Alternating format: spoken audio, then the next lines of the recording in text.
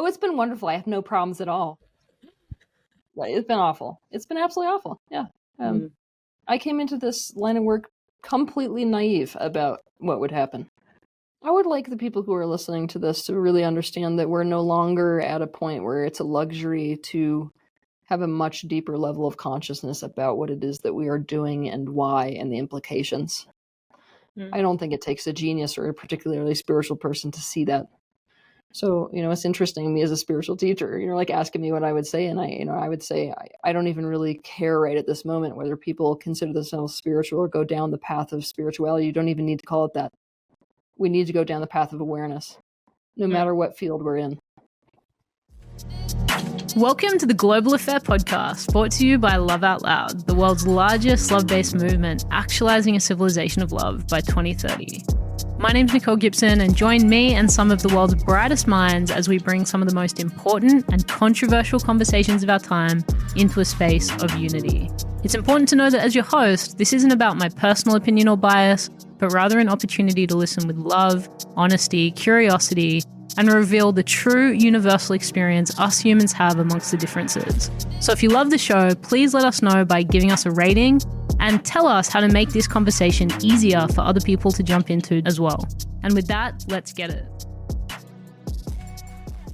Teal Swan, welcome to the Global Affair. I've personally been really looking forward to this episode because I believe that trauma in the global leadership landscape is something that many people want to talk about. Maybe you're aware that it's something that needs to be talked about, but perhaps don't necessarily know how to articulate some of the things that they witness, they observe. And as I know you know, and many of our listeners know, we're on the precipice of a renaissance in many ways. We're going through a massive transition globally. And the more that we can have these conversations, the better. And your perspective is so unique. So I'm very much looking forward to diving in. But I'd love for anyone that isn't as familiar with your work, if you could just summarize your mission in your work on the planet and the legacy that you're driving through your work. In a lot of ways, I feel like I have the same goal that so many spiritual leaders have had across history, which is to alleviate suffering. I want to figure out the answer to suffering, human suffering, and solve it. Big mission. Yeah, no pressure. Yeah. And I feel like in your mind there, just so that we can sort of get the context of this, how do you differentiate, say, pain from suffering? I see pain as something which is informative. It's like when you experience the unwanted, which is really the basis of pain, that gives you a lot of insight into what it is that you're wanting, what it is you need to put your energy into. So there's almost like a directive force to that. There's a direction to go with pain.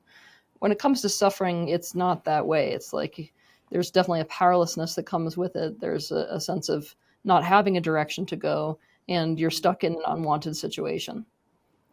So pain is something which I would not necessarily say is avoidable in this life, but suffering absolutely is.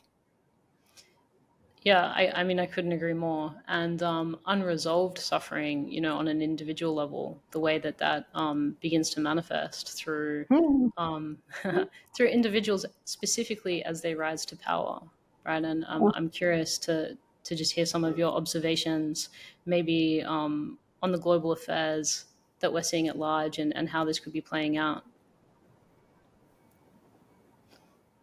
Well, I mean, psychologists would be having a heyday right now because we've got an entire collection of people who fall into the sociopathic narcissistic spectrum, and I mean, let's just take one person. I kind of want to break this down because so many of the people who are in these leadership positions today, they have this deep-seated self-concept of inadequacy. And what they're doing is trying to move away from their inadequacy through gaining as much power and control as they possibly can. So what you see in the world today is like so many individuals who are just plowing forward for a sake of personal self-esteem, unwilling to self-reflect because they're, compensating for a poor self-image with this. It's actually a false, inflated sense of personal esteem, which is covering over that pathology. And they're willing to cause any amount of collateral damage to establish that sort of sense of self, which they've been going for since their childhood. So these unresolved traumas that happen honestly in childhood, they're now being played out on the world stage. I mean, what happens when we've got somebody who's stuck in almost their toddler years in terms of a sense of self, the development of a sense of self, and they've got their finger on a nuclear weapon? Do you think that they really care about the collateral damage with the people that are going to be caught in the crossfires? Hell no. They don't have the capacity to think about others. Why? Because they've never been taught what it is to truly experience trust. So, it's a little, it's hard to watch, if I'm going to be completely honest with you. Especially when you understand what it takes to go through these patterns. It's difficult to watch this playing out on such an extreme level in a global way and feel like, oh God, it's avoidable is the sad part. It's avoidable in terms of the way that we're raising our children, most especially. Yeah, I couldn't agree more with that.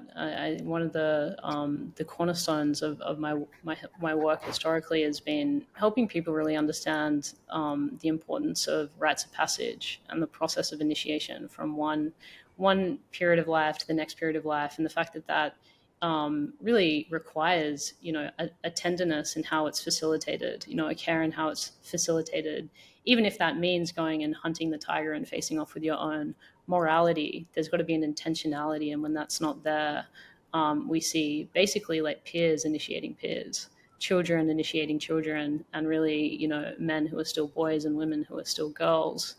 How many of the world's problems could be saved or spared, I should say, by that initiation happening in a more tribalistic way, as it once was. Mm-hmm. Yeah, please share. Oh, you've met somebody who's more passionate about the move back towards a tribal society than pretty much anybody I've ever talked to. So it's like you use that word and all of a sudden, like, all of me just lights up, because that's exactly where humanity's headed.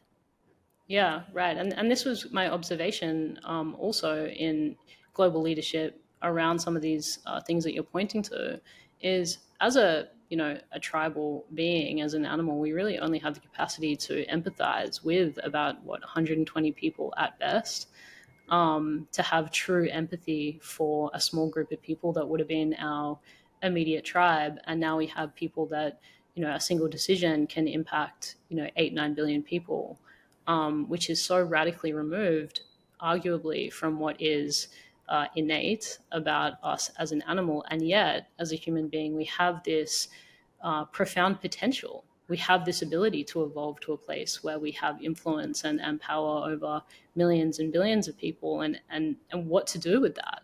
How to allow human beings to harness this great infinite imagination and this great infinite potential without removing them from what is kind of fundamentally most natural. You want me to comment on that one?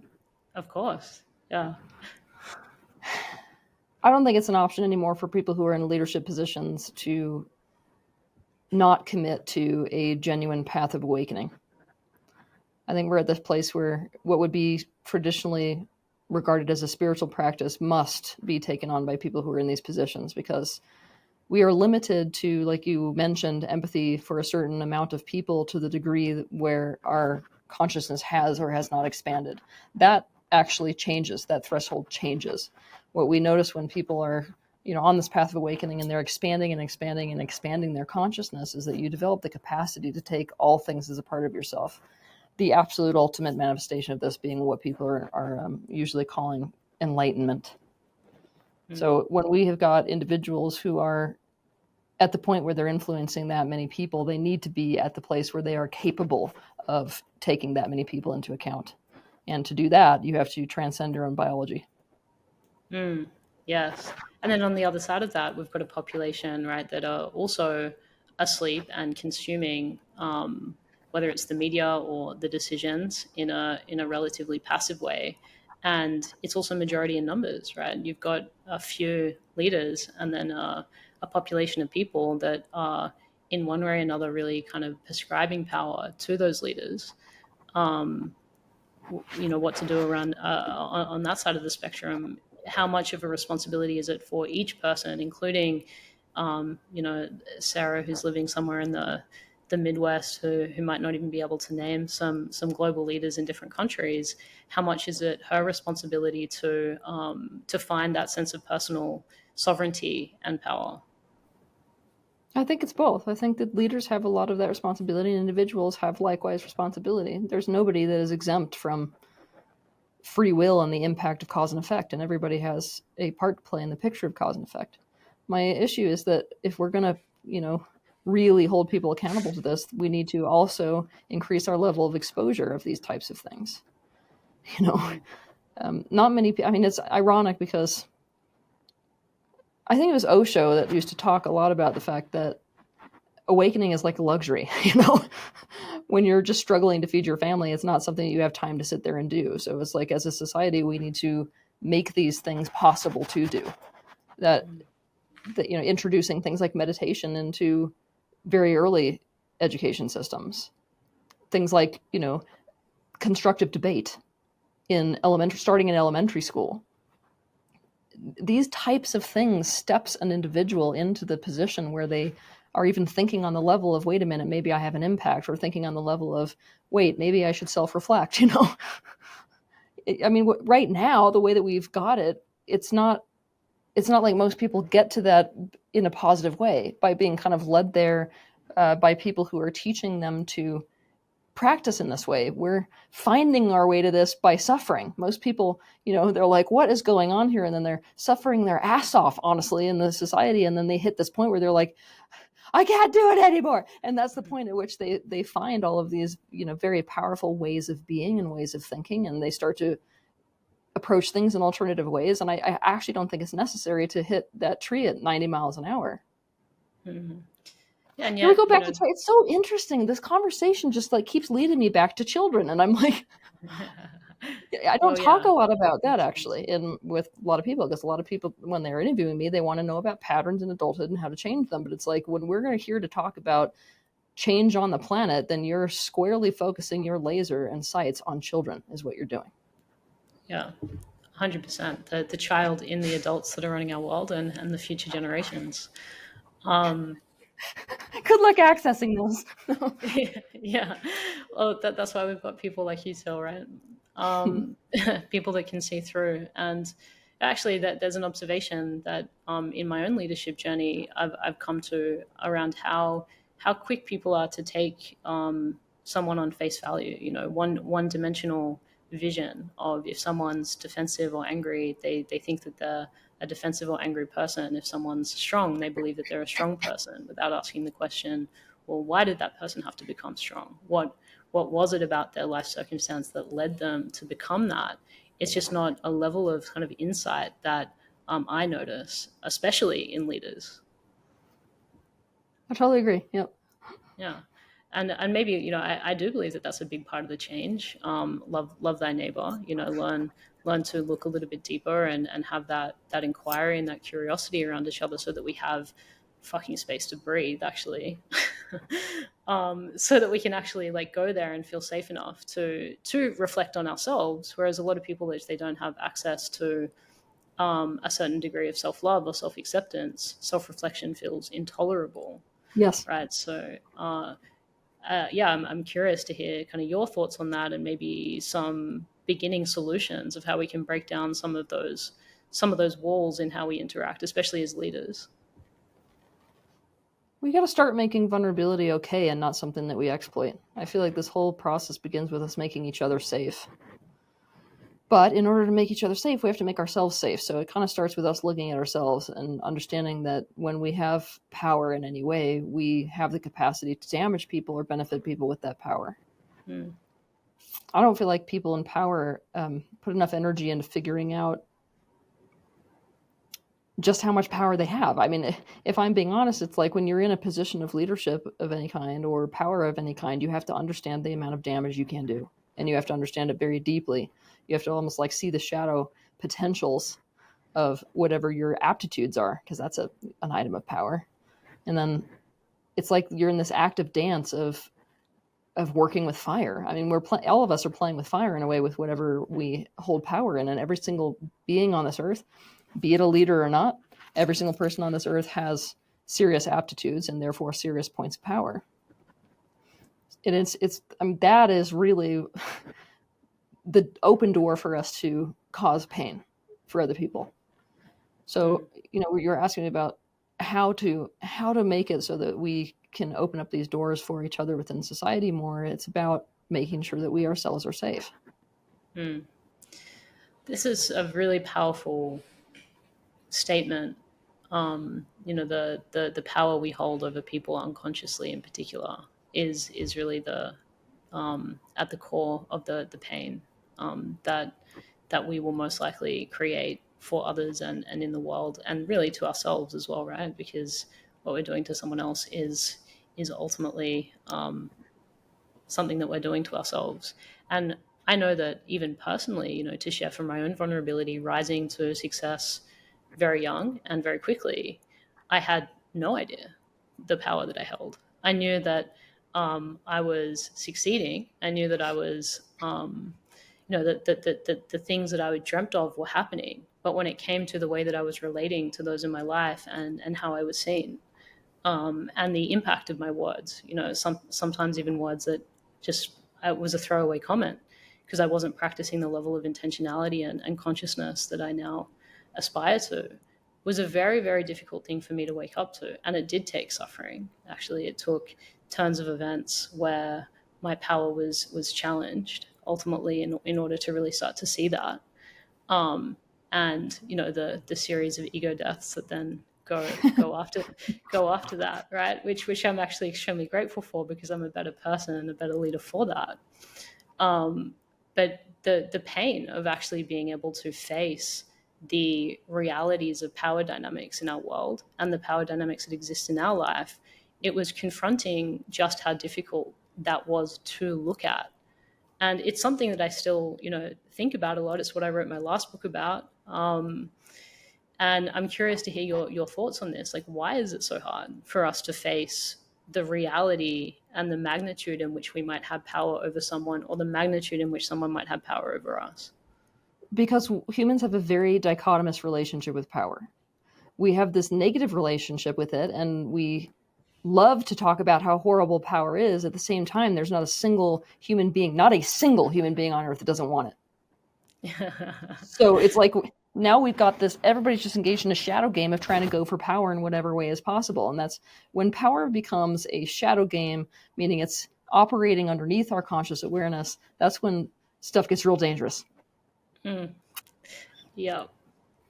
I just finished reading the 48 Laws of Power, and by the end, I was the ultimate fan of this book. But I've got to say, for the first few chapters, I was like, this is so much to actually receive and read, because it's so true.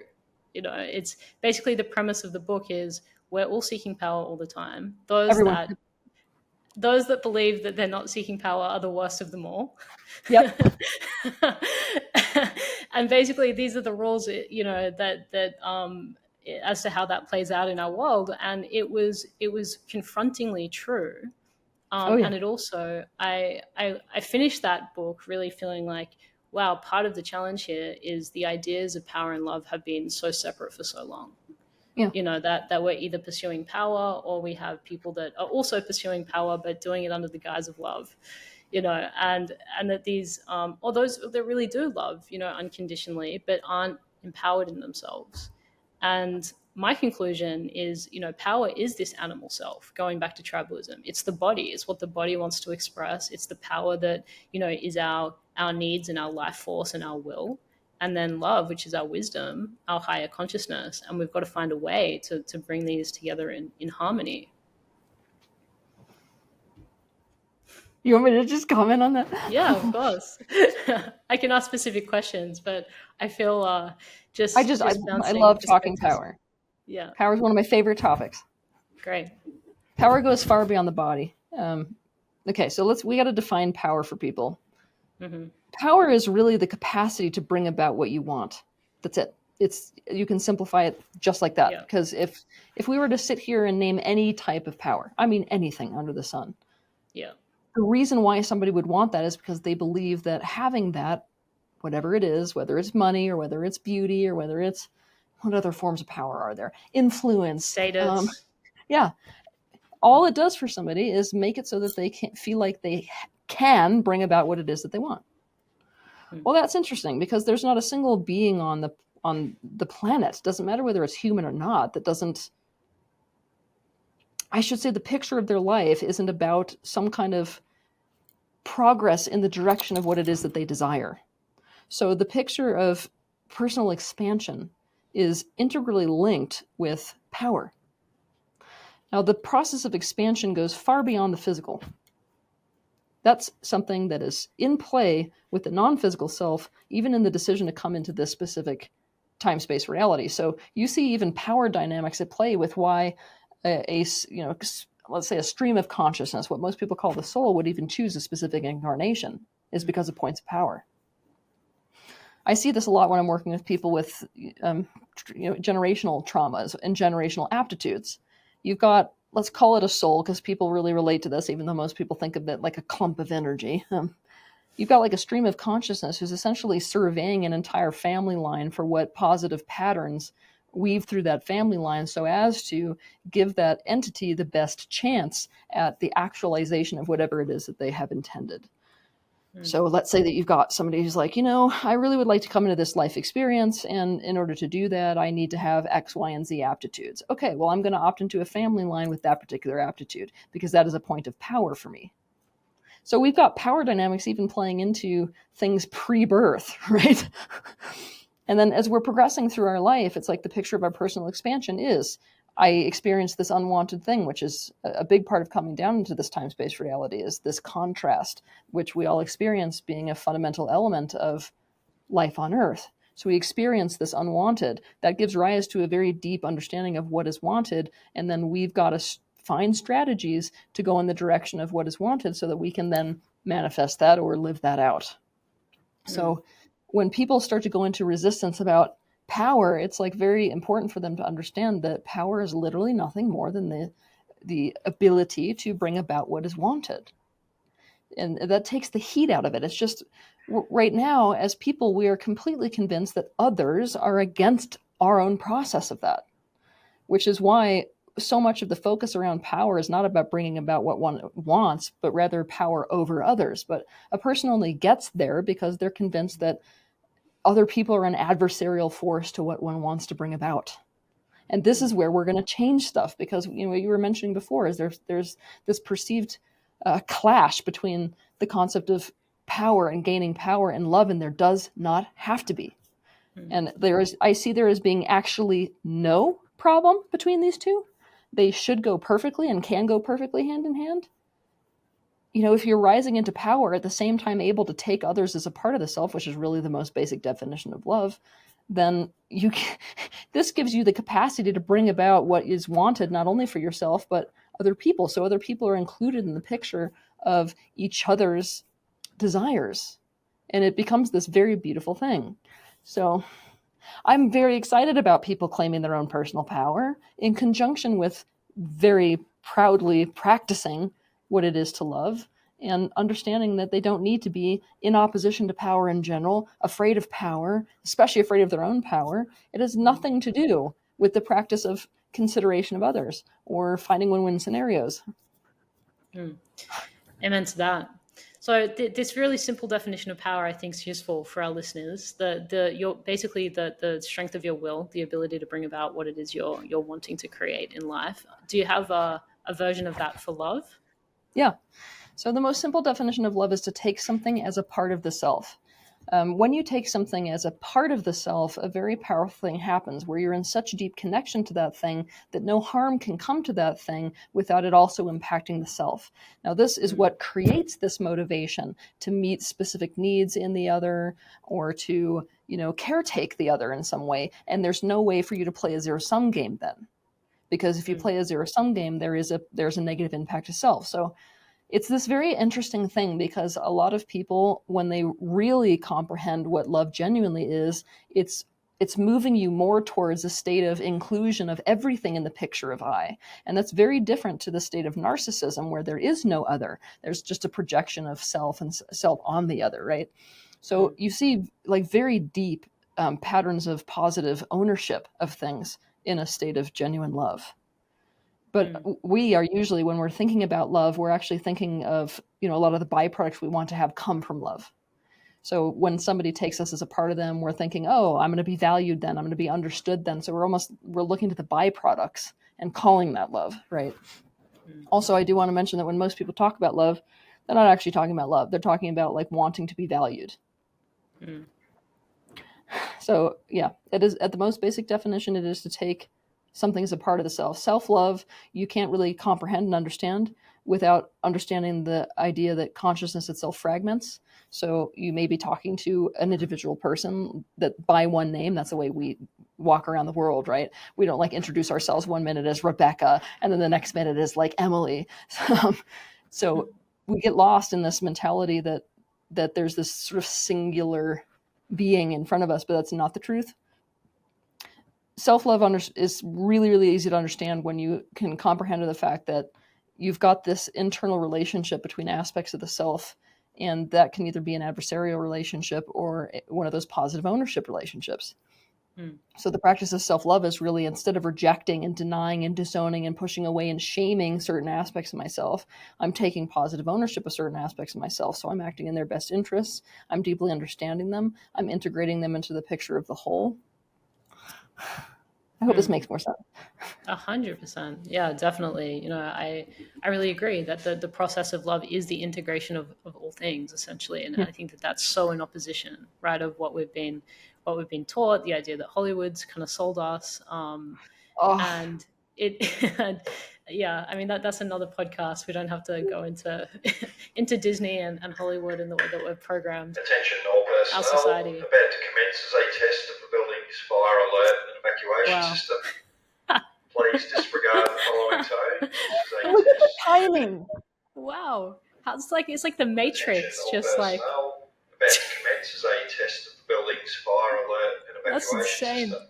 That is Please evacuate. Don't talk about the truth of love. A few moments later. So to backtrack, where were we? The integration. Yeah. So when I really started to understand that love is the integration of all things, and not just the the picking and choosing of what makes us feel good or feel valued.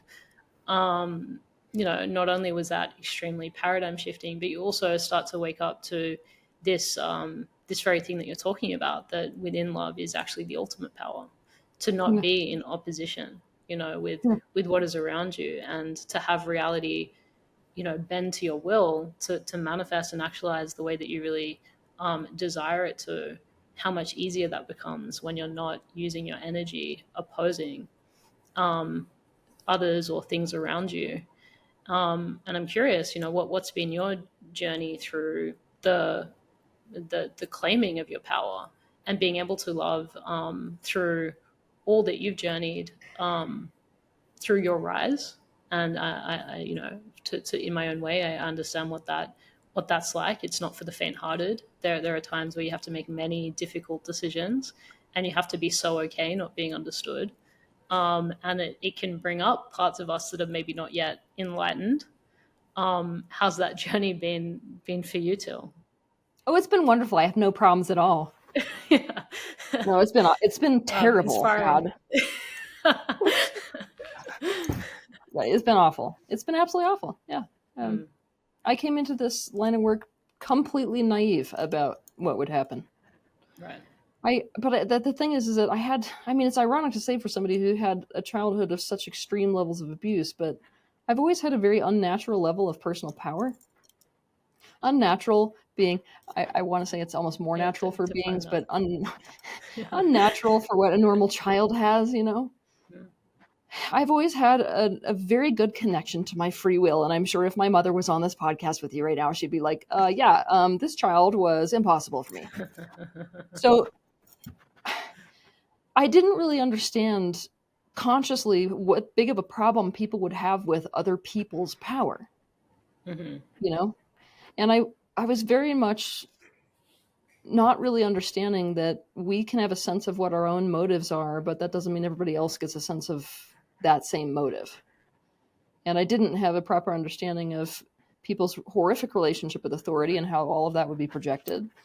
I mean, it's like anything. You walk into any line of work, I feel like, and you're just, oh crap, this is going to be just like a never-ending roller coaster of lessons.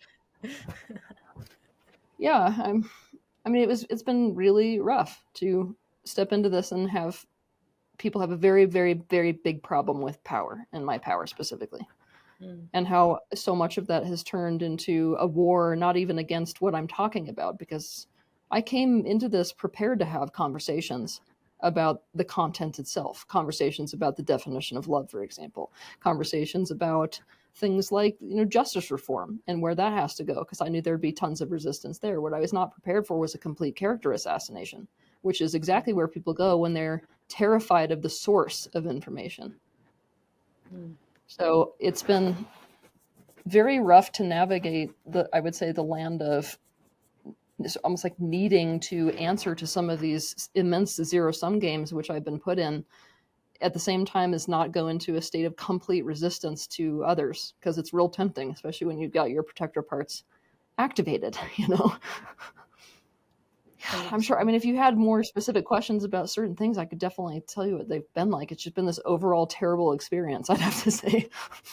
I empathize with that, extend my own, love to your journey in that. There's definitely more questions there, I think, in terms of how those listening to this conversation who aren't even necessarily on a path yet to awakening their consciousness, they don't have anywhere near the amount of tools that you do. This very experience is the thing that renders them completely afraid of vulnerability, makes them feel entirely unsafe, and adopt an attitude where I'm just going to have those who are closest to me that are going to be the only ones that I truly love and care about, because that's actually the thing that common sense would do, and then someone like yourself, and it's still been a painful journey with all the tools. Yep. I mean, we can get to maybe what someone at the start of their journey could do to start to kind of embrace how challenging and difficult it is. Maybe we can talk about the perks and the light that's waiting on the other side. But just to reflect on your own journey, what were some of the reframes and the tools that allowed you through those experiences to stay focused on what really matters and what your mission was? It's going to sound funny, but I decided to let them break me. And on the outside, it's going to look like exactly the opposite.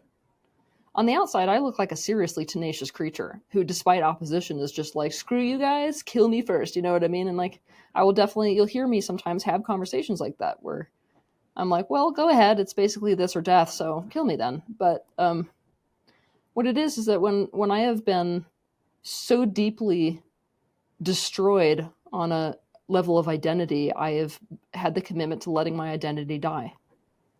So it's almost like approaching all of the opposition that you get as almost like it's a fire that's going to burn away everything that is not truly meaningful.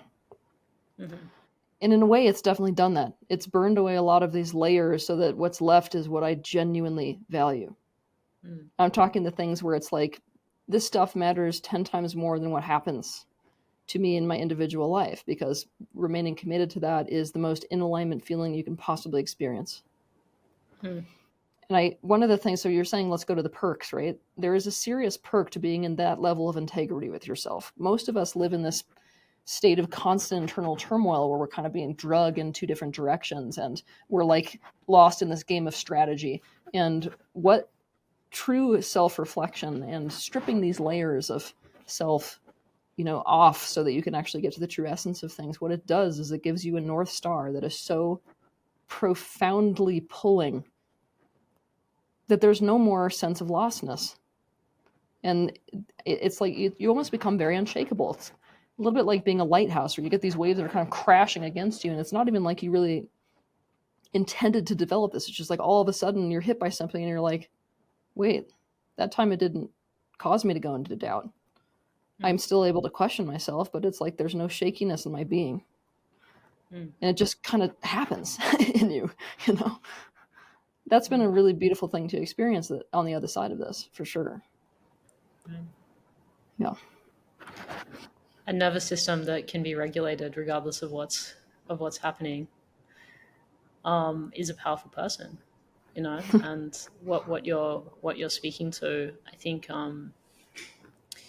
really is anchored in a state of inner peace, right? When you know your intention and your integrity and you're in integrity with yourself, and you're coming from a place of truth, whatever is coming up against you can't have equal power, you know, if it doesn't have a similar intention. And I know on my own journey that's been a massively comforting, you know, knowing, although it's been very hard to hold at times. It's been a really comforting knowing. And I'd like to talk about integrity, because this is another topic that I think a lot of people don't necessarily really understand. Like, what is integrity? And another specific question I have for you in your own thinking: do you differentiate? But do you have a differentiation between moral good and integrity, or do you see these things as mutually exclusive? I mean, I'm obviously a philosopher when it comes to subjects like this. I mean, the concept of moral Perfect. good is something that needs to be turned over with as much intensity as we tumble stones. Let's go. Let's go.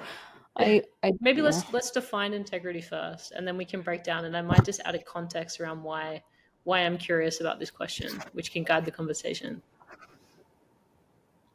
Okay, I very much define integrity as a state of alignment between aspects of self.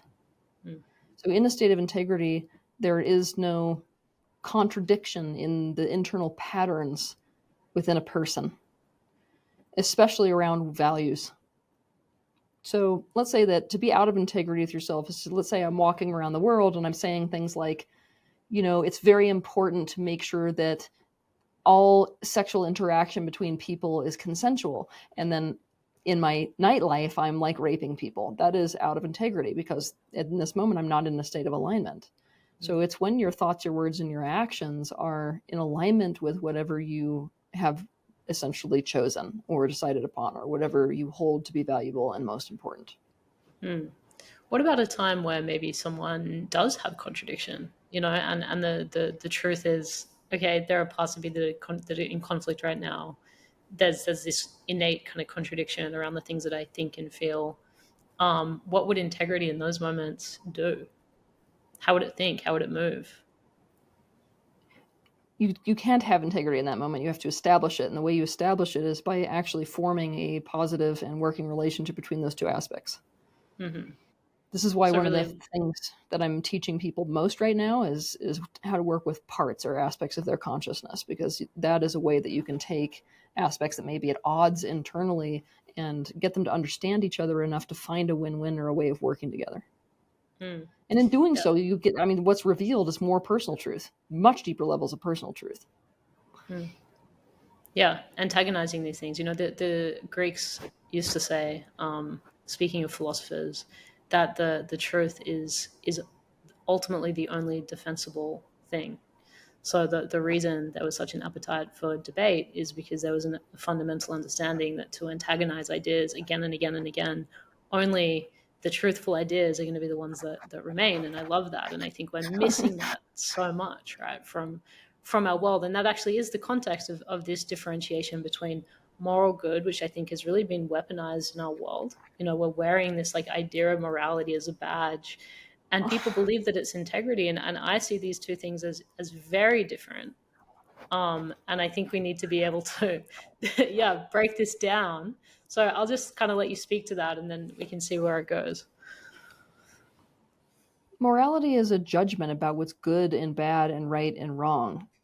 And most of the time we're completely wrong about it. So it's like that the word morality is kind of like a trigger word for me, you know, because of this, because I see it as being something which is so incredibly divorced from the overall picture of truth, and divorced from definitely the willingness to understand opposing perspectives. It takes us as far away from that as we possibly can get, you know. And you see this playing out across the political world in such an extreme way, you know, especially on election years. Yeah. Yeah, exactly.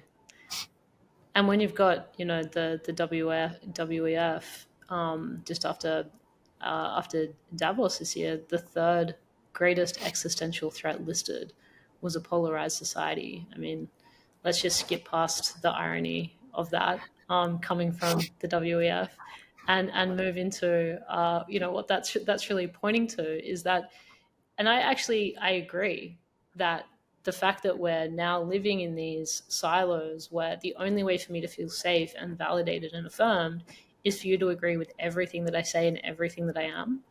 And if that doesn't exist, rather than trying to expand myself, get uncomfortable emotionally, you know, look beyond my own perspective of life and try to see life through your eyes a little bit, we're cutting and we're canceling. Yep. I mean, that to me is has got to be one of the fastest roads to hell, and Yeah. a path that we're, you know, willingly paving. Why have we gotten here, from your perspective? And why are so many people blind to that? You know, believing that it's a unity to all think the same thing, and you know. I don't think most people are looking for unity right now. I think that more and more people are actually looking for individuation. I think it's a whole host. It's like a recipe. You know, when you've got a recipe, you've got a whole host of different ingredients. And when I look at the picture of what we're talking about right now, I definitely see these different ingredients. So I can name a few of them. One of them is that you've got, you know, algorithms for social media and for technology, and these algorithms are essentially closing us off to the point where all we interact with now is what confirms our own biases. You know, and it's, I mean, sometimes it scares me, honestly, but it's like when I have to look at myself sometimes, you know, what am I really following channels on my social media accounts when I'm on them of people who contradict my opinion? No, that's the truth. I'm not. What happens is I look at my Facebook account, I watch people who are like, oh, I love that idea, and then I follow them. So now all of a sudden I'm closed off in this bubble, right? So you'll see me kind of walking around the house a lot thinking about this thing where I'm like, oh my God, like here I am part of the issue. Like I've got all my entire like algorithm on Instagram set to just sort of like make me feel awesome about my own ideas. And so, and I think some of that is quite innocent, right? It's that we push the like button on something that we like, and when something triggers us, we're like in this, you know, in the comment section being like, you know, get it away from me. Yeah. So that's one element. Another element is that we've got an interesting thing happening with the generations here, because if you look back in history, we've never had a time like this where the expansion is so rapid since the invention of the internet that information has made it so that life for one generation is so dramatically different than it was for the previous generation that there's almost no transfer. So with the millennials, you really saw them coming into a world where the formula that was given to them by the boomer generation didn't work. So you've got a generation that feels very damaged, superbly damaged by authority figures. And they're looking to set themselves apart. They've been put in a position where it's like everybody misleads me. And so it's like I want to do what's right for me, and I need to break the mold. And it's like there's almost a very destructive, angry pattern that's going on there. And then you've got the disillusionment of the Gen Z population, right? And the Gen Z population, more than any other generation, has not owned anybody else. This is a generation that's like looking at everybody else's dysfunction is like, all right, I'm just going to do me then. Yeah. You know? To the extreme. Yeah. Yeah, to the extreme. So you've got like those generational factors that are coming into this also. And so it's like, it's a lot about, you know, our nature. It's a lot about what we like psychologically. It's a lot about almost the endorphin release in our own brain when we see things that confirm what it is that we already think. That feels good. We can't deny that, right? And a lot of it is also down to the fact that when we're children, we are not taught this anymore. Now, I haven't yet gone back in time to figure out where that breakdown was, but there was definitely much more of an openness to discussions around contradictory opinions than there is now. Now it's like a full-on shutdown. And I'm watching, this is why I mentioned it in the beginning, I'm watching this thing where, like, you know, children are not being taught how to have these constructive conversations, there's this collective, it's like a scary level of idiocy that it is possible to form these camps in opposition without there being massive consequences. Mm-hmm. And I feel like one of the things that technology has done is it's given us a false sense of connectivity where we didn't used to be able to get that in the same way. And so we were much more dependent on our immediate physical communities. And when you're in like a tight-knit community or a tribe, you really must find a way to make it work with these people, or else you're going to be hurting and everyone's going to be hurting. Now it's like, people don't have that same sense.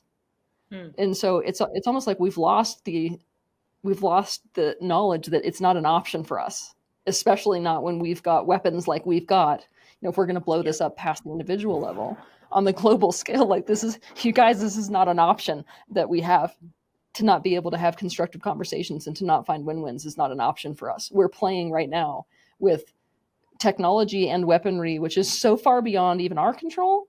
We play that game at that level, everyone's going to die. That's what will happen. And I know that frustrates people when I say that, because they're like, God, you're so doomsday, Teal, And I'm like, if you understood as a human,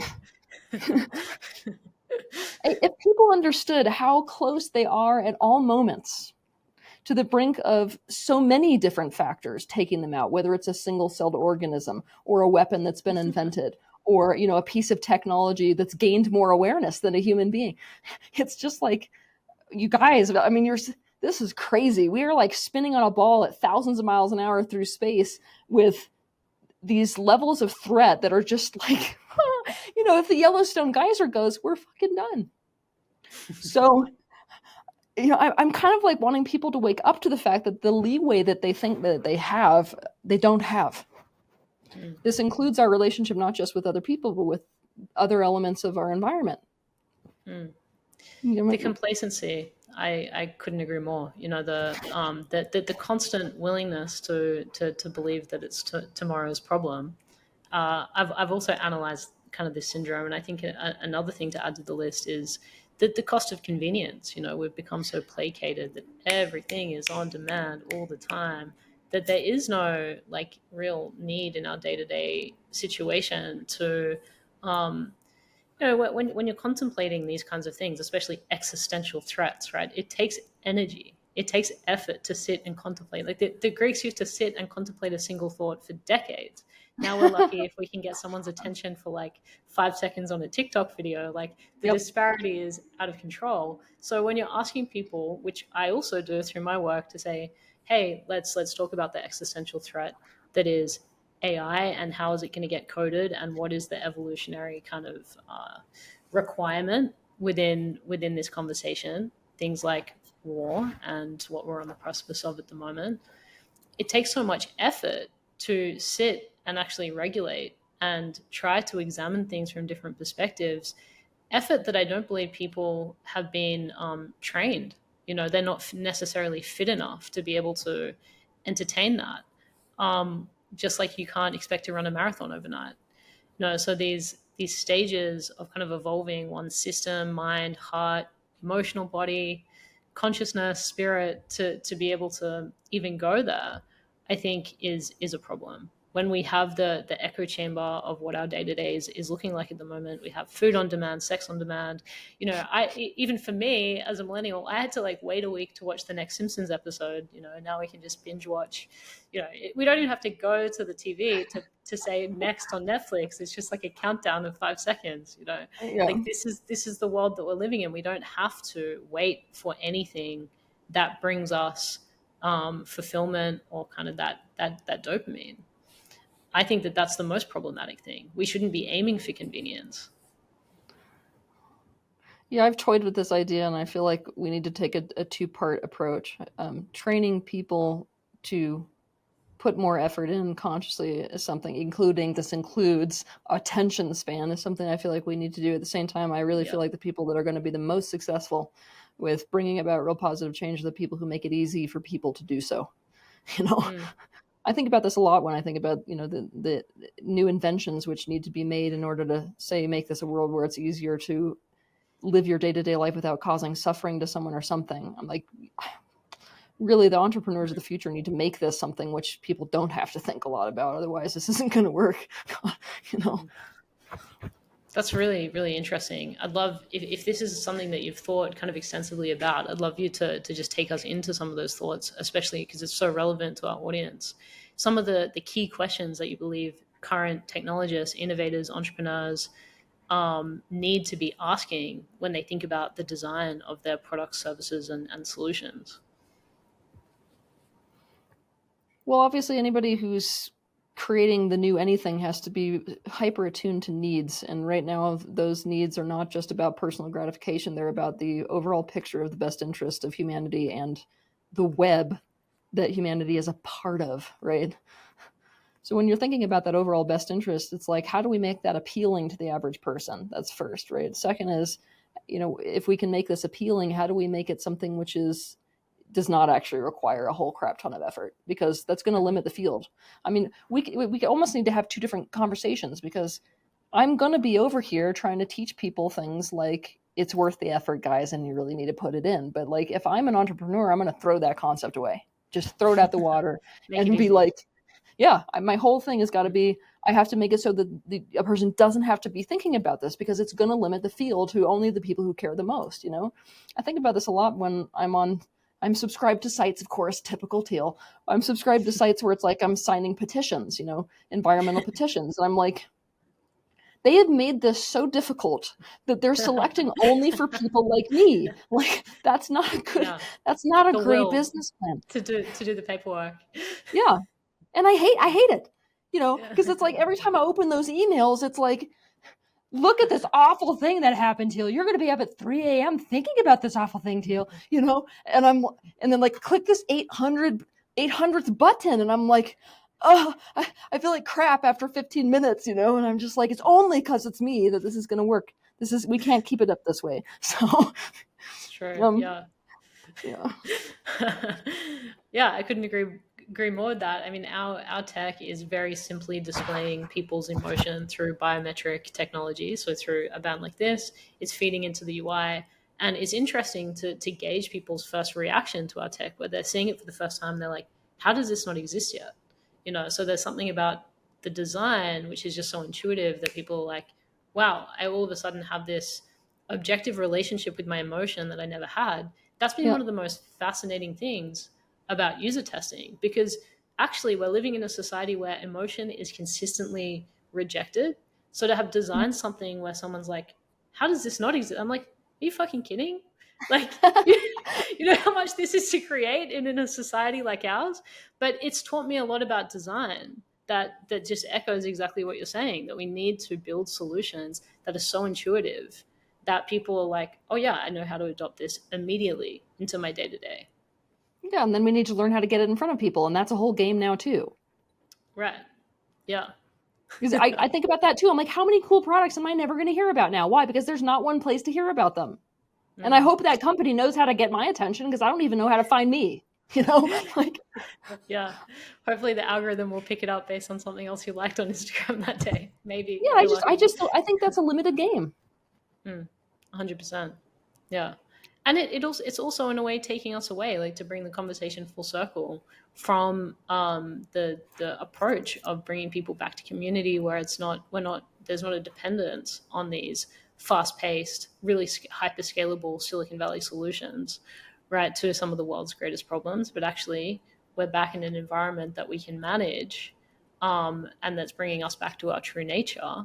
I mean, what are your thoughts on that? Because I see you as someone that's also very kind of business minded and oriented. You clearly have a hunger for scale, right? Yeah. But part of the message is the simplicity of what it means to be a tribal human being.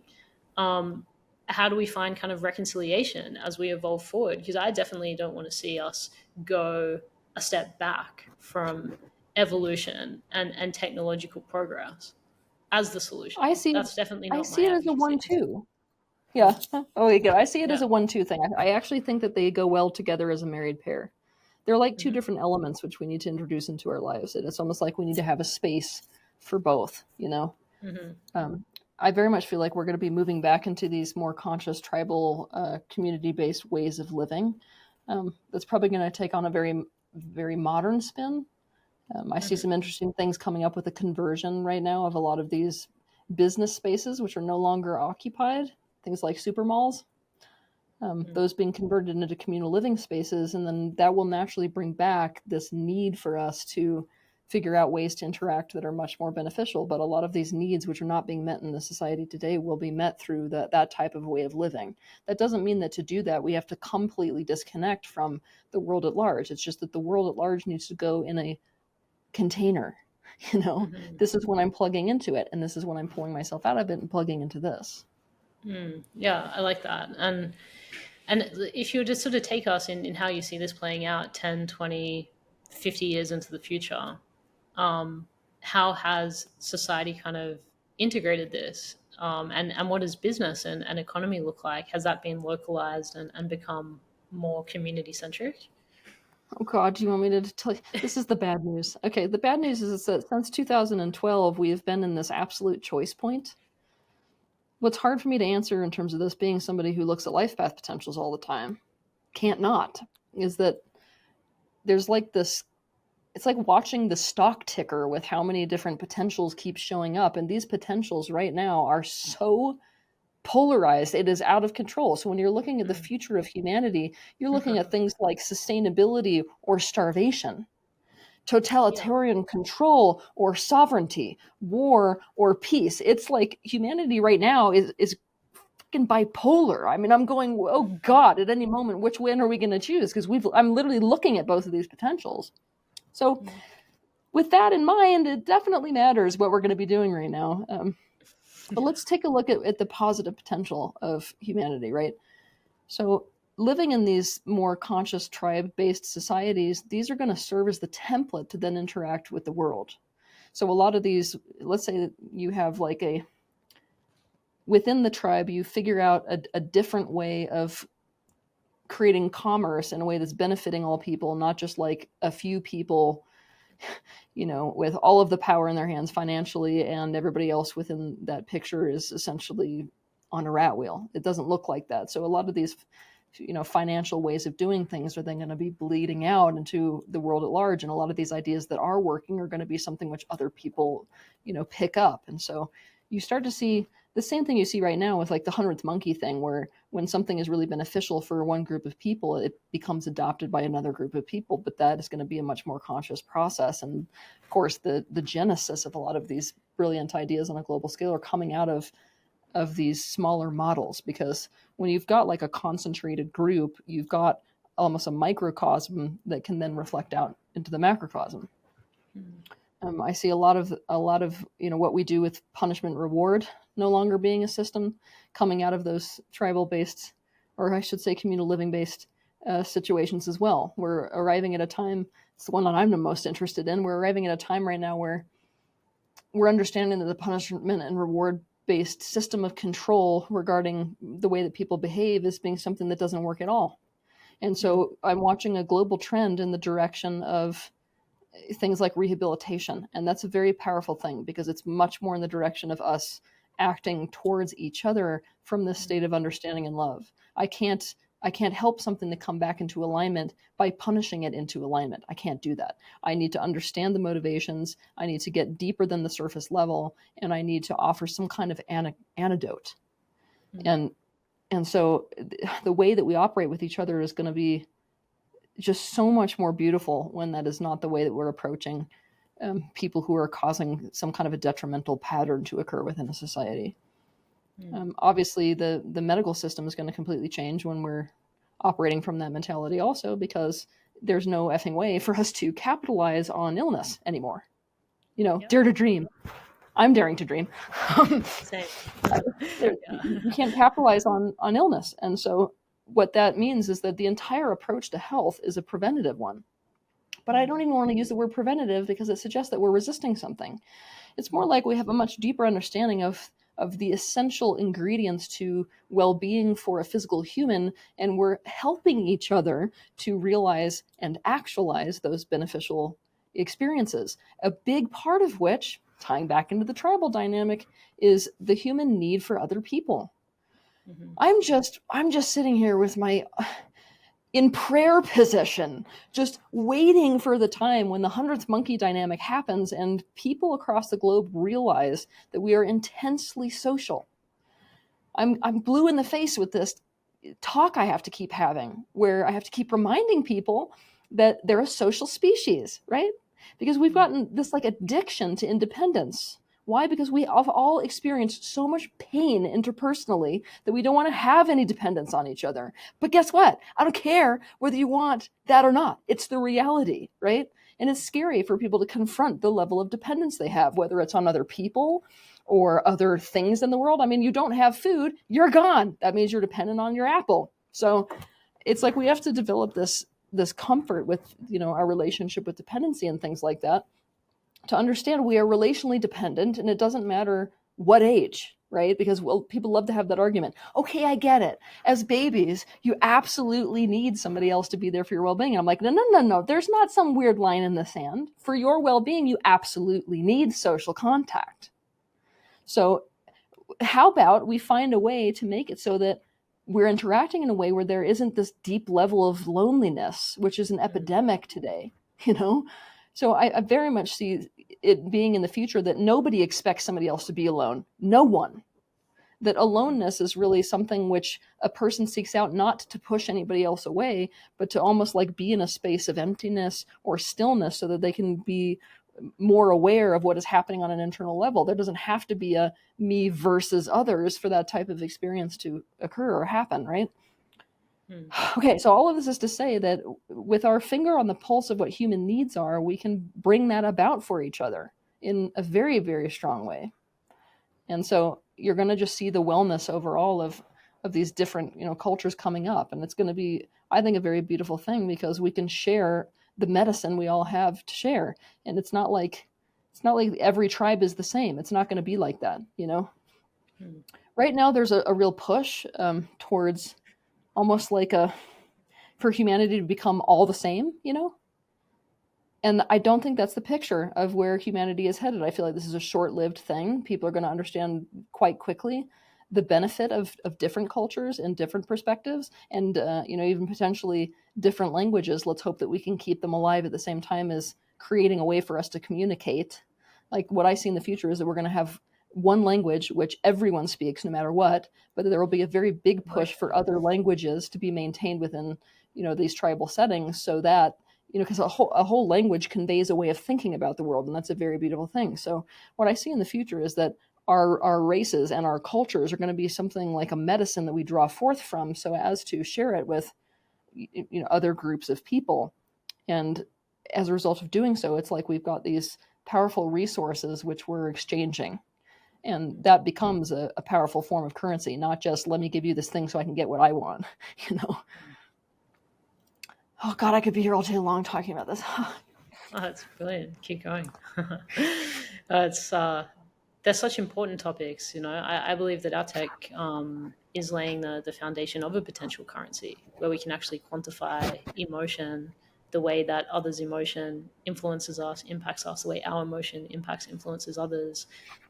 We have the technology to turn that into a currency, and I think it's a true currency that could actually strip away the fear that many people that rise to wealth have around protecting things, protecting assets. Imagine if everything you have is actually marked with your energetic signature, because that's how our whole system of currency has been developed. Like that's kind of how I foresee some of these solutions happening in the future is we're building technology as a bridge to externalize what is internal so that it becomes like irrefutable. You can't deny it anymore. We can kind of move beyond those arguments and childlike behavior of that's mine, no, that's mine, but rather like this is something that I created with my energy, with my emotional capacity, and if I give it to you, I can trade that out of my own sovereignty. I think that that's a much more beautiful picture of what that could look like in the future. You're taking us out on a limb where most people are like, wait, this is like a brand new idea. So yeah. Well, it's really refreshing to hear you kind of speak about what some of these systems might look like in the future. And I do believe that it's innovators and entrepreneurs' job right now to be asking some of these more kind of radical questions like, how do we completely redefine our health system? How do we completely redefine our currency system? Yes. And what are the key kind of questions that need to guide that process of design? Like one of the questions I'm constantly asking in my tech team is, what is the story our tech is writing for humanity? And this is not a question that tech companies are asking. Like, if everyone was using this tech tomorrow, what's the story that's getting written? And that really matters. Like we're all living inside these egregores, so to speak. So if you're going to go out on a limb and seek to create something that's world changing, you better be pretty conscious of what that thought form is going to look like for humanity. I mean, I'm sure you contemplate this considerably in your work, and maybe it would be great for you to share some of those key considerations. Like, if everyone around the world was practicing your practices, what are some of the ways you envision the world looking like as a result of that? Well, there you've almost brought us full circle and essentially to a place of like what it is that I want to leave as a legacy. What I'm ultimately doing is changing the mind of humanity. And what I'm deeply aware of is that when you change somebody's mind, everything they do changes. When you change the way that people add meaning to a situation, or you change their relationship to their reality for them changes. So, I'm acutely aware that when I do something like talk about how important it is to attune to the emotional system and how to appropriately deal with emotions, maybe there's some person in college right now who is wanting to become a teacher, and that will dictate the entire way that they are interacting with their children. So you change, society's mind. Society is made up of individuals. These individuals are the ones that go continue society or change society. So there's no way for society to stay the same if people are listening to my ideas. There's no effing way. I'm very aware of that, and I very much enjoy that, but it puts me in the position of very much so having to try to play it forward as to what any misunderstandings might lead to, the kind of stuff that I don't think many of us have a great pulse on when we're creating things where we see a positive potential. I mean, the best way to put this is to just have us look back at the man who invented the atomic bomb. I mean, I can tell you that a lot of the ideas around what would happen with that was not, oh my gosh, this is going to be the worst thing that ever happens to humanity. It's a lot like, oh, it's about peace, And I'm pretty sure that a lot of these people who invented these social media platforms didn't really conceptualize the fact that they would completely capitalize human conversation. Yeah. They would literally own the rights to human discourse. That's scary crap right there. So, I'm not going to say that for any of us it's a perfect science, It's just, it's what you said. We need to be asking these questions. It kind of ties in with our conversation that we were having earlier, talking about the awareness of our own power. We very much have to try to play the tape forward for the worst possible scenarios for whatever it is that we create. Because it is completely unprecedented. I mean, the next founders of billion-dollar companies are going to be like teams of 1 to 3 people. Like that even compared to what we're seeing right now with the world's leading technocrats, like this is another level again. These are companies that have been built with an engine room of thousands of people. The future of that level of inheritance of power is going to be several people with the support of artificial intelligence. I mean, that's crazy. So there's no stopping the degree in which an individual is able to inherit power in our world. So I agree with you that the only thing left to do is to get really interested in our own evolution so that we can try to use that wisely and not, destroy all of humanity in the process, I guess. is hoping. And thank you for sharing that, because I think existential teachings and spiritual teachers right now do have such an important place as we're kind of I think challenging religious ideology more than ever. I think more countries, I'm here in Australia right now. I think Australia is actually considered like a non-denominational country, which is pretty crazy because it's a part of the Commonwealth. We came from Britain. that's a sign of the times, right? And so what's going to replace that landscape? Wow. Because religion, yeah, I know. Just at the end, I'll just throw in religion. We can talk about that. But the place that is, was religion in our society, whether you hate it or you love it or you're kind of somewhere in between, it was a very important structure of our society. It was the underpinning of many things, community, all the way through to understanding of values, how to conduct oneself. All these things, and that as that gets stripped away, like what's going to replace that, and what's going to govern artificial intelligence, because it's definitely not going to be the Bible. So these are really, really important questions, and I think the role of people like yourself extends to those degrees. I'm glad you think so. It doesn't feel like that.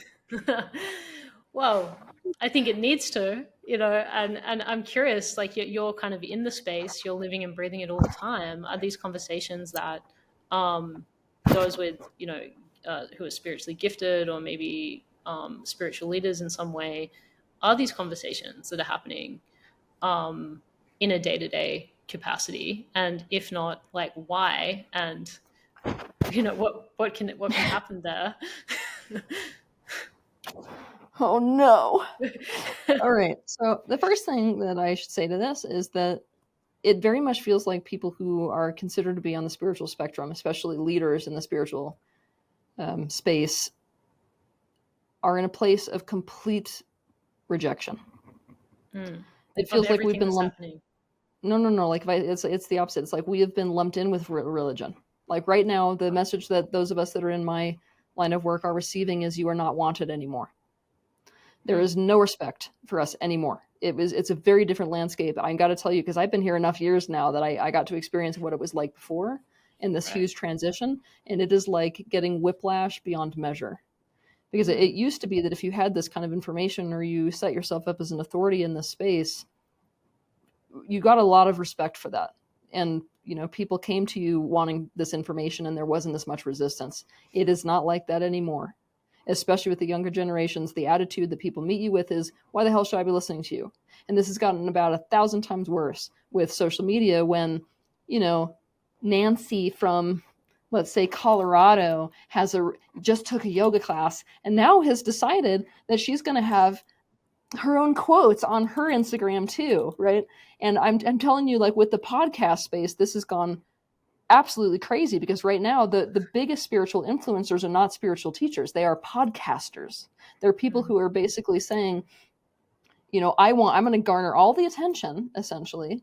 And what I'm going to do is I'm going to have all of this like sprinkling of different ideas. So actually people who are kind of like stars, in this space of spiritual leadership are vanishing. I mean, vanishing. And a lot of people who I know who are in this field, who have been in this field for a long time, are just like, done. Done. Also, we're being, in order to continue to stay relevant, which you must do, if you're going to have a following or, any of the things that we would normally need in order to execute this as a career. It's putting you in a position where you're now competing for attention, essentially, with all the other people on the planet. And I'm telling you, this is not something that most people who fall to the spiritual side of the spectrum are willing to do. Most people in my field do not have an intense entrepreneurial streak. They're not going to be like, I'm going to show up every single day. I'm going to get a whole team, and that whole team is going to continue to post every single day, which you have to do. So most of them are just like, it's almost like I'm just going to float out of being relevant. And I'm telling you right now, like I have these conversations with my team all the time because it's just crazy. I mean, it's absolutely, completely crazy. And in order to teach in this field, you have to be willing to be crapped on at a level where, I mean, nobody, it's unheard of for somebody in my position, honestly. You have to be willing literally to be crapped on every day.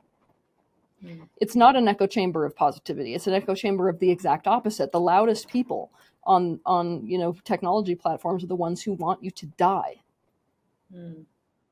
It's very weird. Yeah. Podcasters are the new spiritualists. I'm curious, you guys listening, if that's your experience. I think that's a statement to be like, unpacked. so you can see this even with algorithms. So right now, there's no way for you to have a life or a career outside of the internet, and that is making it so it's very trackable. So the people who are doing lists about spiritual influence, Watkins is a good example. Mind, Body, Spirit magazine every year does a list of the most influential spiritual people, right? And I'm telling you, this is what has changed. In the very beginning, when I started to make those lists, it was like you'd see these names and like you'd recognize every one of them. It was people like Eckhart Tolle, it was people like Marianne Williamson. The whole landscape has changed, where suddenly it's people like Gwyneth Paltrow with Goop. Is Gwyneth Paltrow a spiritual teacher? No, and yet one of the most spiritually influential people on earth today. And so what's getting convoluted there, Teal? Is it that their orientation towards their subject matter is kind of like, I don't know, like wellness oriented, and then there's this kind of association? Like, how have we become so lost from the fundamentals, perhaps, of what spirituality even is? And maybe you want to bring some definition to that, because I think that that's really interesting. Well, if we're going to talk spirituality, it's essentially having your foot in the non-physical picture of reality. But of course, having your foot in the non-physical picture of reality brings into powerful reality that the physical life here is the most intensely spiritual experience that there is. So there's no way to become intensely spiritual without becoming a master of life, right? Okay, so knowing that, I honestly just think it's about who is able to get the most attention and what is the most interesting. But why is that convoluted with spirituality? I mean, that used to be a celebrity, right? And celebrities weren't really unanimous with spirituality. So how's the trajectory of that changed? The trajectory has changed because the credit used to go to the person upon whom that thought originated, and it no longer happens. If a celebrity used to go and say train with some kind of an Eastern mystic, they would be very open about where they got it from. Now it's just now they're taking credit. Oh yeah, so now it's like you really need to understand the why, and like they've got 5,000. I mean, it's obviously who doesn't want to see a really sexy woman, in lingerie, but like now that's the person who's talking to you about these types of concepts. And this is, it's difficult, and it definitely challenges the ego for somebody who has made their entire life about this practice. Yeah. Because it's no longer a requirement for somebody to be deeply in the work. They can just talk about the work. Yeah. I mean, that's spot on. Has it made you question how far you would go to do you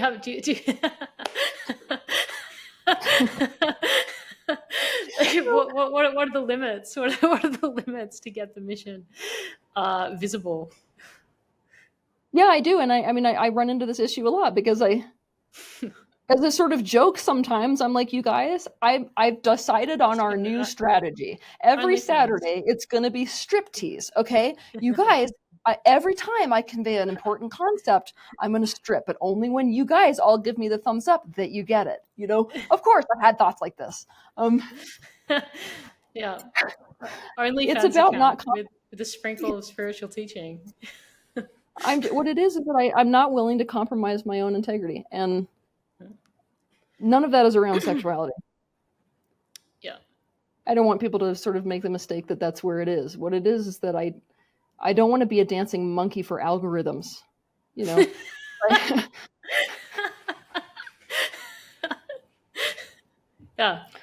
I have a lot of arguments on my team about this, because it's like when I hire these experts and it's their job, right? Their job is to get as much viewership as I possibly can on a video. And they know that it would happen if I would just talk about this and stop talking about this. But I know that what humanity needs, is to know about this.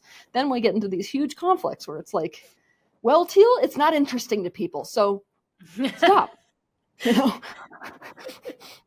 So now my team's, I feel sorry for them because my whole team has to kind of, get to a place where they're like, all right, Teal, listen, we're going to give you concepts that people are actually interested in hearing about. Okay. But then like occasionally you can do what you want. Just like really try, please. Maybe you can start a podcast and then get the influencers to come and they can wear the lingerie and then you can ask them questions about the meaning of life. Yeah, see, so that's the other thing. So that's the other thing I've resisted. So everybody says this is the recipe, right? The recipe for garnering the largest following possible is to be the person interviewing, and then all of those people start to follow you. But I've got real resistance to this because there are so many people who are in this space that what they're really wanting is to be the one that's in the limelight and to be the one that's talking, and yet they're just essentially doing this to use everybody else's platforms to put themselves in that position. And I've seen a great many in my career, a great many platforms, especially spiritual platforms, that are just like massive. Yeah. And then it's like at the beginning, it's this beautiful collection of concepts, and then it's yay, now that's mine. Everybody's on me now. And that is a person who does not. I honestly, most of those people don't belong in the positions that they're in. And I so that's that. I'm intensely aware that I'm not really. I love conversations, but I'm not really interested in interviewing other people. What I came here for is to be a channel for information. So what I'm wanting is different ways to get that information out, which is why I've not started a podcast. So yeah, and I completely just as a sort of caveat, completely agree that someone that has a gift or a talent just needs to be doing all they can to stay in that gift and talent. And I actually I listened to your episode with our mutual friend Jason Campbell, and you were talking about the competitiveness, right, of being in the spiritual field. And actually, like, one of the questions I had, I'd love you to speak to that, A, and then B, but like, as you elevate in consciousness, like, is it still so relevant in your experience to compete, or is mastery and excellence and maybe vibration kind of enough to contend with the nonsense of constant competition? Or is that just a really naive way of looking at it? I think what's naive is for people to expect that when anything is a field in which natural competition exists, that so somebody shouldn't be competition minded. That's insane, right? Mm-hmm. And one of the things that people don't want to do is look at, let's say, the business of self-help or the business of spirituality and see that everybody in that field is in competition the same way that plumbers are with each other. Like, mm-hmm. Is there ways to maybe set up win-wins with other people? Yes, but there is an intense level of competition that is the reality of stepping into the space. Okay, so that's the naivety. But what I feel like is that a lot of people have a resistance to the concept of competition. And there's a very big difference between resistance and competition. You can feel it in the body if you're attuned to it. You know, when you're in almost like what I would consider a negative form of competition is when you're encountering somebody or something and it's like you've got this feeling in your body of like wanting to go completely against them, to shut them down because you're afraid that there's some resource you're going to lose because of it. I definitely have felt that in my being in this space. But you know, you're talking to somebody who was a competitive athlete. There's no effing way that somebody can convince me that competition in general is negative. I absolutely love competition. It's a very interesting energy to play with because competition has this capacity to push you to literally the best of your own capacity.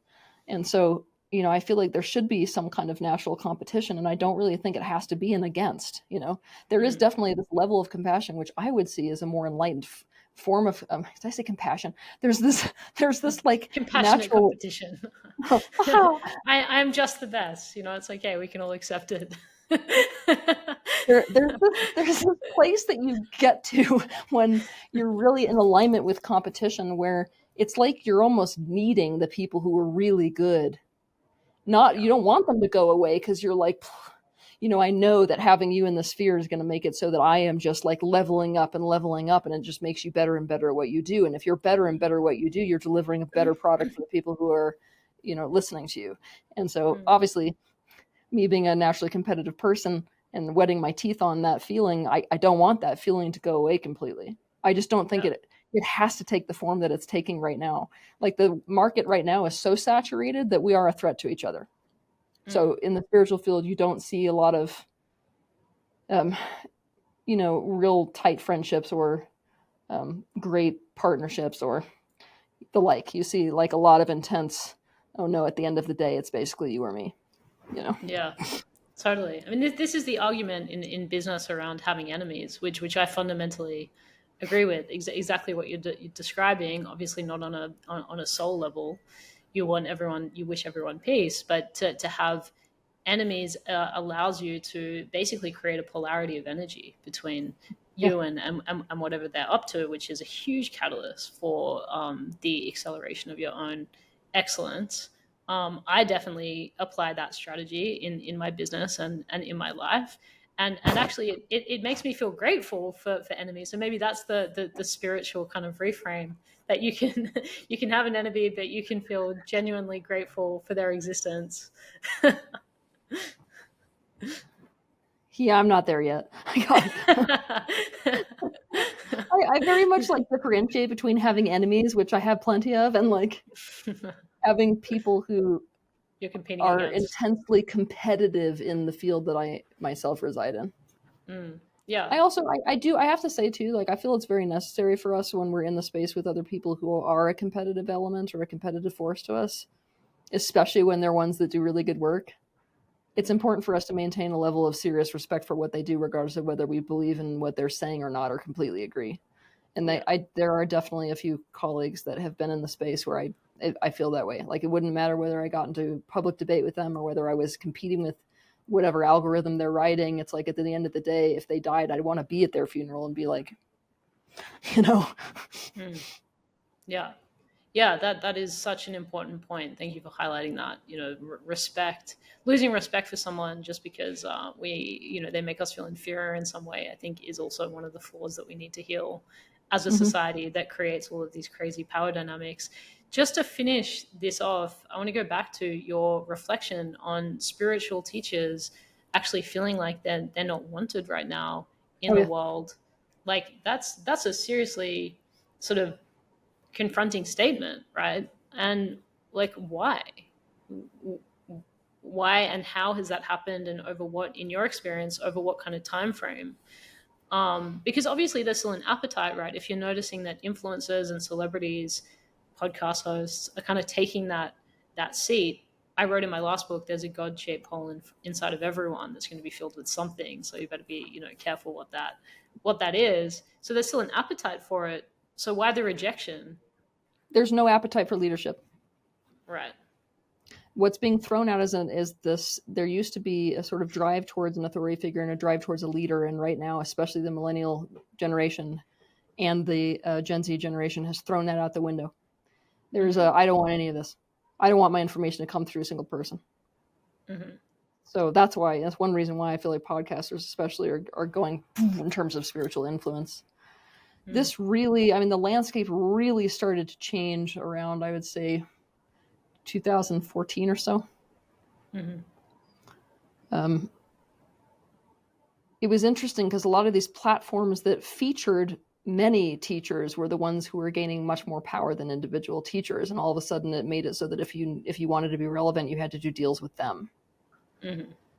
What was interesting is it was actually the publishing house Hay House that started this trend. I think in the early 90s, they were like, you know what, we're going to be the ones that essentially pull all of these mega stars to us, and then like we're the ones who put them on the stage, and we're the ones who take their following, like all of them, and then we're the ones who. So, they played a big role in the landscape change. But then, when things started to become digitalized and everything, they became irrelevant. And it started to be taken over by things like, companies that were doing e-courses and things like that. I was even around before that was a thing. The first time that I was hearing about e-courses, I was like, what? What is this? You mean you're not doing that many book contracts? Who doesn't read? But yes, it was just what was interesting. So as it sort of evolved slowly, but you started to see in the very beginning of my career, for example, I very much experienced a celebration. It was like the information is wanted, I am wanted. So there's all this like desire for me to show up in different places. There was opportunities all over the place, and that dried up, and a lot of that is because people have a very big issue with me in general, more so than other spiritual teachers. I'm like probably one of the most controversial people that there is, but as I started to talk to my colleagues, they were experiencing the same thing. It was like all of a sudden there was a target on our heads. And as this progressed into 2020, you started to see this rash of attack, actually, organized by mainstream media companies, whether it be news outlets or whether it be even worse documentaries or, series that were done specifically to attack spiritual individuals. And so you see everybody started to get labeled as like cults, and you see documentaries like the Osho documentary coming out and things like that. And it was all of a sudden like you find yourself in this place where everybody's looking at you like you're the biggest threat that there is. And all of a sudden everything changed with your demographic, because it's like even the people who followed you obsessively, they start to get influenced by this external, thinking about, oh, wait a minute, you shouldn't be following somebody else. Wait a minute, this is really dangerous. Wait a minute, have you seen how many negative markers there are? And so all of a sudden, even your people don't receive you the same way. So a lot of things shifted from your specialty needing to be about conveying concepts and information to your specialty being about working with resistance. And I'm telling you, I don't know a single spiritual teacher that has not been gone after in the most recent years since 2014 in such an aggressive way that a lot of them have had careers that have been completely destroyed. And a great many of them, they're not going to be the type of people who step into the field anyway and just say, I'm going to stay here. They're kind of people who are like, you know what, I'm going to pull back then. I have watched my colleagues drop like flies. Not something I ever thought would happen. There have been more than a few teachers where I was like watching them come into the space and like, oh, this is going to be the person who in the future is like, it's going to be them and me. And it's like, where'd they go? And you contact them and they have these horrible stories. Horrible stories about intentional takedowns and stuff that you just never saw before in this line of work. So from a spiritual perspective, what's the process, the antidote for survival, I guess, to rise beyond these kinds of attacks in the landscape so that these kinds of messages can still, be heard? I think, this is going to be an interesting answer that I give you, because when I've been striving to understand this, what stood out to me the most is that there's been such intense wounding around authority figures. Yeah. And we have to understand that in order to understand why people are reacting to us the way that they're reacting. And we have to answer to that terror around authority. So, part one is answer to that feeling of authority. Step two is you got to figure out what message it is that you're wanting to give people, even if they bite you. So there's been a real mentality shift in me, away from needing there to be, this mass level of approval or a mass level of offering of opportunity to, all right, what is the original reason that I came down into this line of work? It's because I needed to answer to suffering. Well, this is an element of suffering, right? It's this relationship that we've got with people who are doling out advice from, as an opinion in this way, right? I very much like to see people when they're in this kind of a state by thinking about animals. When animals are caught in cages or, especially steel traps or something like that, when you're going to help them, it's not like they've got an attitude of, oh my God, thank you. They're biting the crap out of you. So I feel like part of it is getting to the point that is, if you really like what you do, right? Fundamentally, you have to really love this. You have to love conveying information. You have to love working with people in this way. But assuming that that's an element of it, it's like, to what degree do I care for this creature, even though it's biting me? So I had to very much more develop that type of an attitude towards people. And I did want to mention too, that when it comes to the landscape change, a big element of this is that with the, let's say, rising of social media, you no longer had to qualify yourself in any way. And I'm not talking about traditional qualifications, because a spiritual leader can't present those. It's not like, oh, look, I got a degree. I got a degree in being a spiritual leader. But obviously, each one of us, when we rise to these positions, before we had to qualify ourselves for those positions, right? And when everybody can get a piece of public attention, you no longer had to qualify yourself. So what happened with social media is that people were now drowning in an ocean of opinions, and there's this attitude of everyone's opinion is equal. Yeah.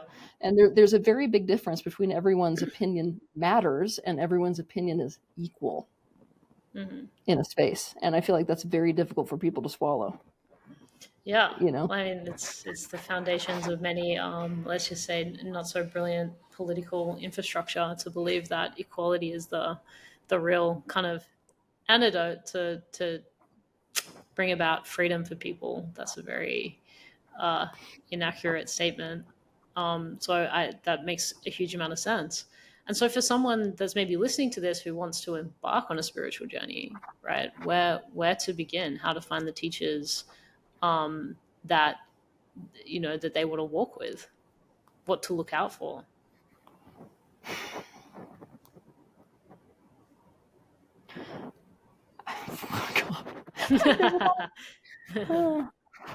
You know what I mean? Like if they're following Nancy from wherever, who's telling them to keep calm and carry on, and that's the closest they have to existential guidance.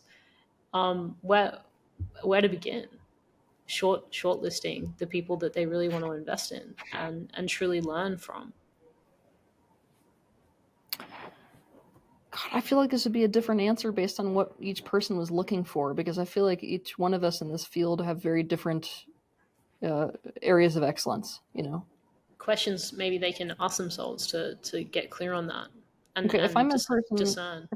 If I'm a person who's trying to enter the landscape of, spiritual practice, I'm going to ask myself why. Why is it that I want to go into the spiritual space? Now, let's say that the answer that I get is I want deeper levels of internal peace. Then what I'm going to start doing is I'm going to start looking at different people's, like different, let's say, professionals' opinions on what internal peace is. And I'm looking for what makes the most sense to me. Mm-hmm. When you run into something and it like deeply resonates with you, right? That can be for people a very good way to get them into this type of work. Mm-hmm. And I very much, when people are in the spirituality 101 phase, encourage people to follow what it is that resonates, because it's almost like you get this internal, yes, that's the direction. Yes, that's the person. And I would encourage people to dive deep with whoever resonates at that level. Mm.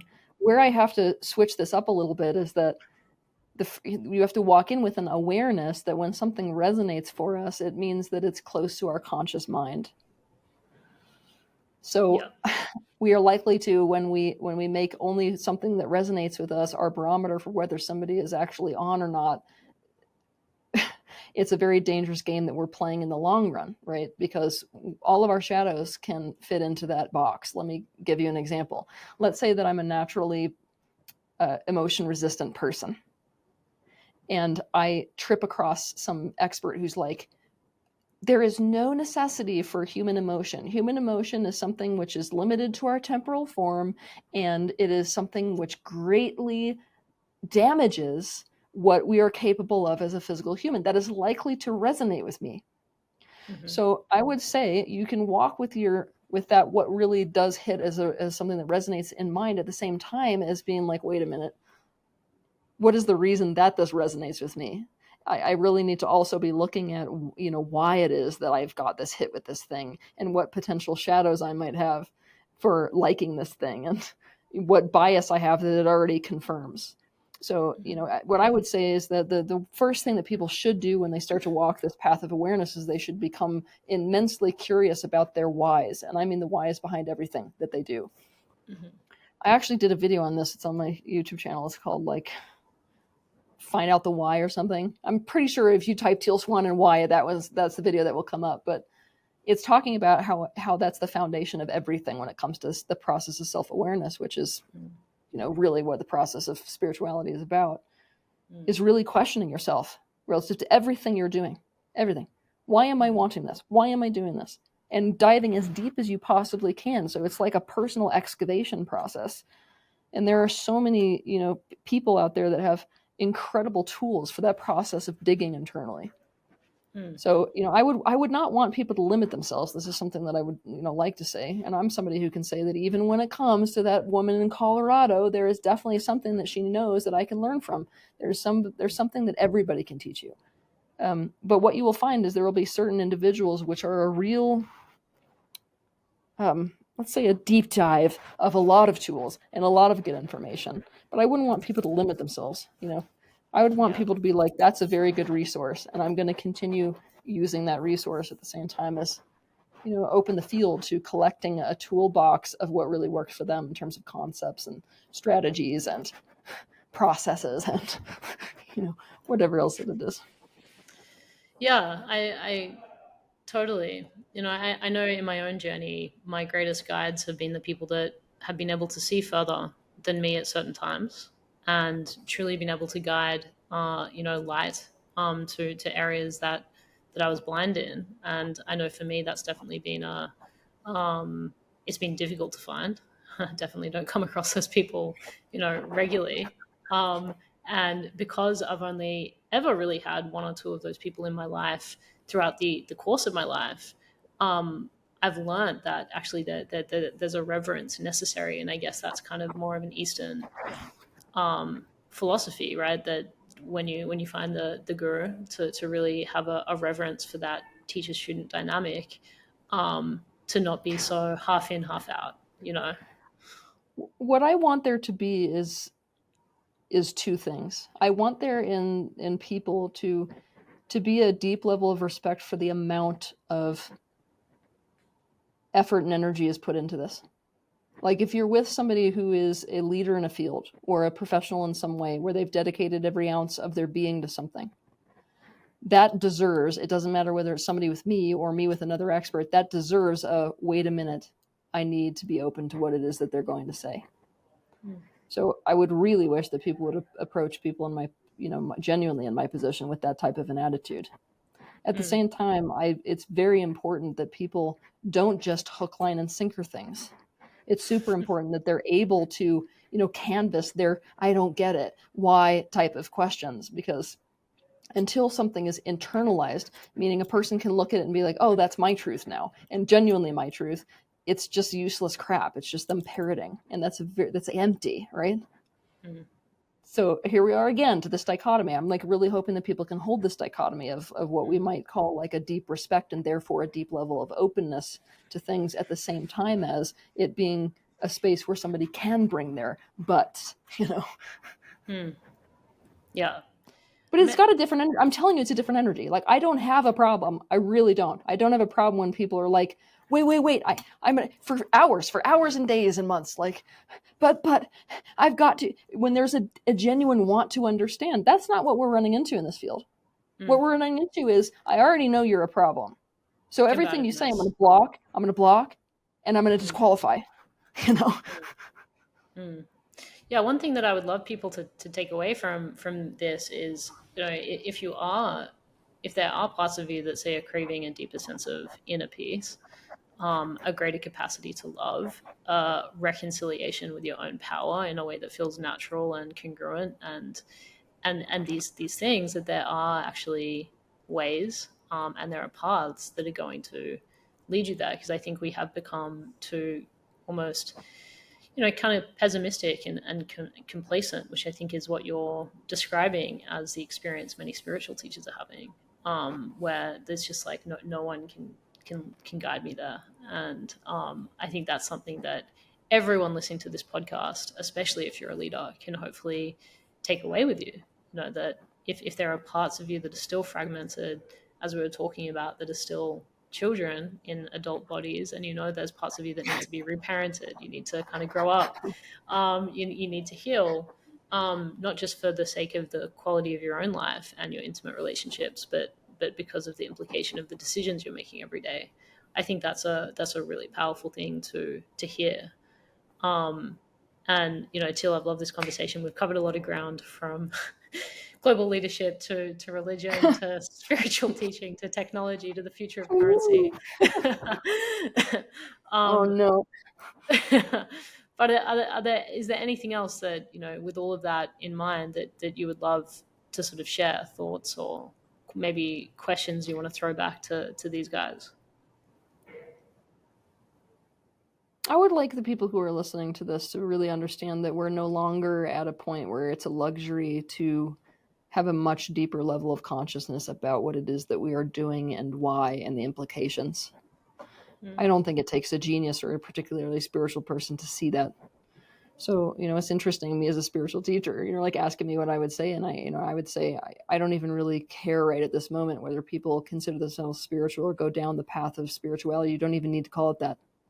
We need to go down the path of awareness, no matter what field we're in. Yeah. To become both the observer and the the doer simultaneously. Yeah, I'm hugely passionate about that, and I think that's such a brilliant challenge for us to leave these guys with. Till we're going to leave all of your links for these guys to learn more. If there's anything in particular that you'd like to guide them to, maybe some up and coming events. We have a pretty big following in California as well. Okay. Yeah, would love you to give that a plug. Yeah, I have an upcoming event in Miami, and then I'm going to be going to Vancouver and Toronto after that. If you go to my website and you go to the events page, you'll see them right there. I am also doing in-person events, which are smaller events where I take people for an entire solid week deep into their own shadows. So if you're somebody who's real curious about Sounds like what's fun. going on with you, oh, it's fun for people who like to be under a laser for a week. Yeah, I love them. They're my favorite things to do in the whole universe. But I mean, you really have to have an appetite for like self-awareness to go down that road. Otherwise, it's like an acute torture.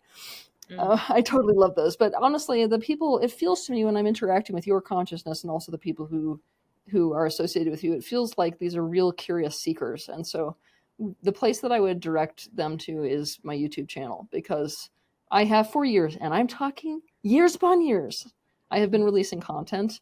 I release a new video every single Saturday about whatever subject under the sun, right? What's upcoming is parental alienation. What just came out this week is how sexuality actually impacts the totality of your relationship and therefore is one of the most important elements of compatibility, but most people don't know that. So I have like covered so many topics under the sun, and it prevents, or sort of presents, not prevents, thank you, presents this opportunity for people to, go down the rabbit hole basically, which is what is the most interesting topic to me and click on it. And then like, what's the next most interesting topic and to click on it. And I feel like that opens a whole new world for people in terms of the type of questioning that they have and a new understandings as to some of the dynamics that they themselves may be grappling with.